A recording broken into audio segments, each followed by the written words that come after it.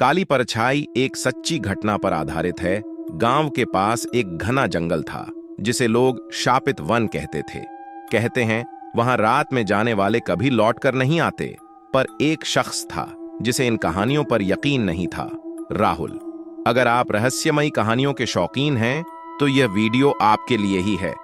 आगे बढ़ने से पहले हमारे चैनल को सब्सक्राइब करें और बेल आइकन दबाएं ताकि कोई भी नई कहानी आप मिस न करें। राहुल एक व्लॉगर था जो हॉरर कंटेंट बनाता था। उसने सोचा अगर वह रात में जंगल में जाकर वीडियो बनाए तो उसका चैनल हिट हो सकता है। उसने अपने कैमरे, टॉर्च और कुछ जरूरी सामान लिए और अकेले ही जंगल में दाखिल हो गया। जंगल में घुसते ही माहौल बदल गया। पेड़ अजीब तरीके से हिल रहे थे, मानो फुसफुसा रहे हों। दूर कहीं उल्लू की आवाज गूंज रही थी, लेकिन राहुल बेपरवाह आगे बढ़ता गया। उसने कैमरा ऑन किया और बोलने लगा, दोस्तों, मैं इस कुख्यात जंगल के अंदर हूं, जहां लोगों का मानना है कि कोई लौट कर नहीं आता, लेकिन यह सब सिर्फ अफवाहें हैं। देखते हैं यहां कोई भूत प्रेत है या नहीं। जैसे ही उसने यह कहा, टॉर्च की रोशनी एक पेड़ पर पड़ी, जहां सफेद साड़ी में एक औरत खड़ी थी। उसका चेहरा झुका हुआ था और उसके बाल घने, बिखरे हुए थे। राहुल का दिल जोरों से धड़कने लगा, लेकिन उसने हिम्मत नहीं हारी। उसने और नजदीक जाकर कैमरा उस औरत की तरफ किया। मां जी, आप यहां क्या कर रही हैं? कोई जवाब नहीं। फिर अचानक वह औरत गायब हो गई। राहुल पीछे मुड़ा और वह वहीं खड़ी थी, उसके ठीक सामने। अब उसका चेहरा दिख रहा था, लेकिन वह चेहरा इंसानों जैसा नहीं था।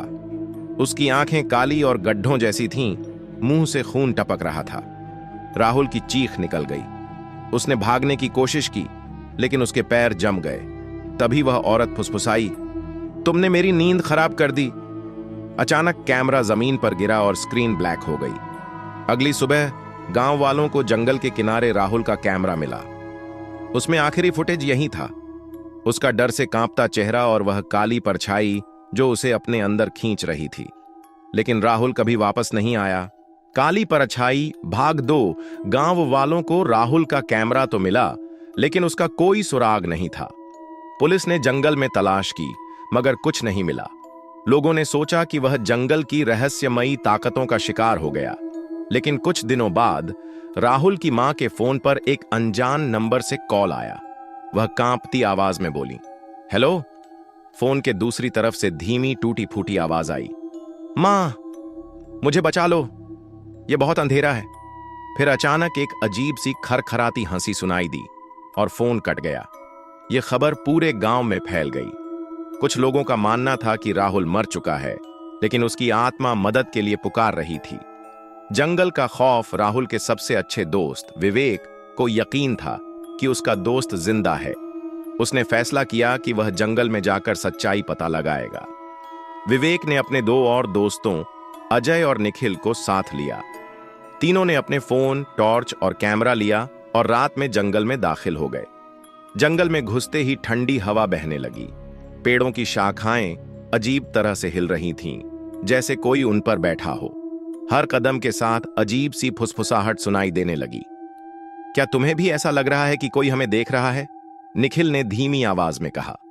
अचानक टॉर्च की रोशनी एक पेड़ पर पड़ी। वहां किसी ने लाल रंग से कुछ लिखा था, वो जाग गई है, अब कोई नहीं बच सकता। अजय ने कांपते हुए कहा, हमें यहां से वापस चलना चाहिए। लेकिन विवेक को कुछ दूर एक हल्की रोशनी दिखी। देखो, वहां कुछ है। तीनों तेजी से उस तरफ बढ़े और जैसे ही पास पहुंचे वे स्तब्ध रह गए। जमीन पर एक पत्थर की पुरानी वेदी बनी थी, जिसके चारों ओर जली हुई मोमबत्तियां पड़ी थीं। बीच में रखा था राहुल का फोन। विवेक ने फोन उठाया। स्क्रीन टूटी हुई थी, लेकिन किसी तरह फोन ऑन हो गया। स्क्रीन पर बस एक ही चीज थी, एक अधूरी रिकॉर्डिंग। विवेक ने डरते डरते वीडियो प्ले किया। वीडियो में क्या था? वीडियो में राहुल बुरी तरह कांप रहा था। वह रो रहा था, बुदबुदा रहा था। मैंने गलती कर दी, मैंने उसे जगा दिया, अब वह मुझे जाने नहीं देगी। फिर अचानक कैमरे में वही काली परछाई दिखी, एक लंबी अजीब आकृति जिसकी आंखों से अंधेरा टपक रहा था। उसने राहुल की ओर हाथ बढ़ाया और स्क्रीन ब्लैक हो गई। तभी जंगल में तेज हवा चलने लगी। पेड़ झूमने लगे और एक खौफनाक चीख गूंज उठी, अब तुम भी नहीं बचोगे। अचानक एक अदृश्य ताकत ने निखिल को पीछे खींच लिया। वह जमीन पर गिर पड़ा और किसी ने उसे घसीटना शुरू कर दिया। निखिल! विवेक और अजय ने उसका हाथ पकड़ने की कोशिश की, लेकिन वह अंधेरे में समा गया।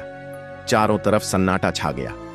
बस हवा में गूंज रही थी वही फुसफुसाहट, अब मेरी नींद कभी नहीं टूटेगी। काली परछाई, भाग 3, जंगल का रहस्य। निखिल को अंधेरे में खींचे जाने के बाद विवेक और अजय के होश उड़ चुके थे। वे बुरी तरह हाँफ रहे थे, लेकिन डर के बावजूद वे वहां से भागे नहीं। हमें निखिल को बचाना होगा, विवेक ने अजय का हाथ पकड़कर कहा। अजय बुरी तरह कांप रहा था। क्या तुमने वो आवाज सुनी? वो चीज, वो इंसान नहीं थी। तभी हवा फिर से सिहराने लगी। पत्तियां जमीन से उठकर हवा में गोल गोल घूमने लगीं, जैसे कोई अदृश्य शक्ति वहां मौजूद हो। फुसफुसाहट, अब तुम भी फंस चुके हो। अचानक सामने की झाड़ियों में कुछ हलचल हुई। दोनों ने टॉर्च की रोशनी डाली और फिर निखिल वहां था, लेकिन कुछ अजीब था। उसकी आंखें पूरी काली हो चुकी थीं, चेहरे पर गहरी खरोंचें थीं और उसका शरीर असामान्य तरीके से झुका हुआ था, जैसे कोई कठपुतली हो। निखिल, तुम ठीक हो? विवेक ने घबराते हुए पूछा। निखिल ने धीरे धीरे सिर उठाया। उसके चेहरे पर एक भयानक मुस्कान थी। फिर वह फुसफुसाया, अब बहुत देर हो चुकी है। गांव की बूढ़ी औरत की चेतावनी विवेक और अजय को जैसे ही महसूस हुआ कि कुछ गलत है, वे भागने लगे। पीछे से निखिल की खौफनाक हंसी गूंज रही थी। वे किसी तरह जंगल से बाहर निकले और सीधा गांव के सबसे बुजुर्ग व्यक्ति दादी सुमित्रा के पास पहुंचे। गांव में कहा जाता था कि उन्हें पुरानी आत्माओं के बारे में बहुत कुछ पता है। दादी ने उनकी हालत देखी और चौंक गईं। तुम लोग जंगल में गए थे, है ना? उन्होंने गहरी आवाज में पूछा। विवेक ने हां में सिर हिलाया और सब कुछ बताया। राहुल की गुमशुदगी, फोन में मिली फुटेज और निखिल का अजीब बर्ताव। दादी की आंखें डर से फैल गईं। उन्होंने फौरन दरवाजे बंद कर दिए और कहा, तुमने बहुत बड़ी गलती कर दी। वो काली परछाई असल में कोई आत्मा नहीं, बल्कि एक शापित आत्मा है, जिसे सदियों पहले एक तांत्रिक ने इस जंगल में कैद किया था। उसने वादा किया था कि कोई उसे परेशान नहीं करेगा, लेकिन अगर कोई उसकी नींद में खलल डालेगा तो वह उसकी आत्मा को अपने साथ ले जाएगी। अजय घबराकर बोला, तो क्या निखिल अब जिंदा नहीं है? दादी ने सिर झुका लिया। उसका शरीर तो जिंदा है, लेकिन आत्मा अब उसके पास नहीं। अब वो काली परछाई का हिस्सा बन चुका है। विवेक की आंखों में आंसू आ गए। हमें उसे बचाने का कोई तरीका नहीं? दादी ने गहरी सांस ली और धीरे से कहा, तरीका है, लेकिन उसके लिए तुम्हें वापस जंगल में जाना होगा और उसका सामना करना होगा। अगली रात आखिरी लड़ाई विवेक और अजय दादी द्वारा दिए गए कुछ तांत्रिक मंत्रों और रक्षा कवच के साथ जंगल में वापस गए। दादी ने कहा था कि अगर वे काली परछाई को वेदी के पास ले जाकर मंत्र पढ़ें तो शायद वे निखिल की आत्मा को वापस बुला सकते हैं। जंगल में घुसते ही सब कुछ पहले से ज्यादा अजीब लग रहा था। पूरा जंगल जैसे उनके आने की प्रतीक्षा कर रहा था। अचानक वही फुसफुसाहट गूंज उठी, तुम फिर आ गए? और फिर सामने आकर खड़ा हो गया निखिल। उसकी आंखों में अब भी वही अंधेरा था और उसकी हंसी, वो हंसी इंसानों जैसी नहीं थी। अजय ने कांपते हुए मंत्र पढ़ना शुरू किया। निखिल चीखने लगा। उसके शरीर से काला धुआं निकलने लगा। तभी जंगल में तूफान सा आ गया। चारों तरफ पेड़ झूमने लगे, जमीन हिलने लगी और फिर काली परछाई खुद प्रकट हो गई। एक लंबी साया सी आकृति जिसकी आंखें गहरी काली थीं और चेहरा किसी धुएं से बना हुआ लग रहा था। उसने गुस्से से दहाड़ मारी, मुझे रोकने की कोशिश मत करो, ये आत्मा अब मेरी है। लेकिन विवेक हिम्मत नहीं हारा। उसने दादी द्वारा दिया गया ताबीज निकाला और जोर से मंत्र पढ़ा। ताबीज से एक चमकीली रोशनी निकली जिसने परछाई को झुलसाना शुरू कर दिया। नहीं! एक भयंकर चीख गूंजी और देखते ही देखते काली परछाई धुएं में बदलकर गायब हो गई। अंत या नया डर? निखिल बेहोश होकर जमीन पर गिर गया। जब उसने आंखें खोलीं तो उसकी आंखें अब सामान्य थीं। निखिल! विवेक और अजय खुशी से उसे गले लगा लिया। वे किसी तरह जंगल से बाहर निकले और गांव लौट आए। दादी ने उन्हें देखकर राहत की सांस ली। तुम लोगों ने नामुमकिन कर दिखाया। लेकिन जैसे ही सब कुछ ठीक लग रहा था, विवेक के फोन पर एक नोटिफिकेशन आया। New video upload, the shadow is back. Video उन्हीं के चैनल पर अपलोड हुआ था, लेकिन किसी ने अपलोड नहीं किया था। विवेक ने कांपते हाथों से वीडियो प्ले किया।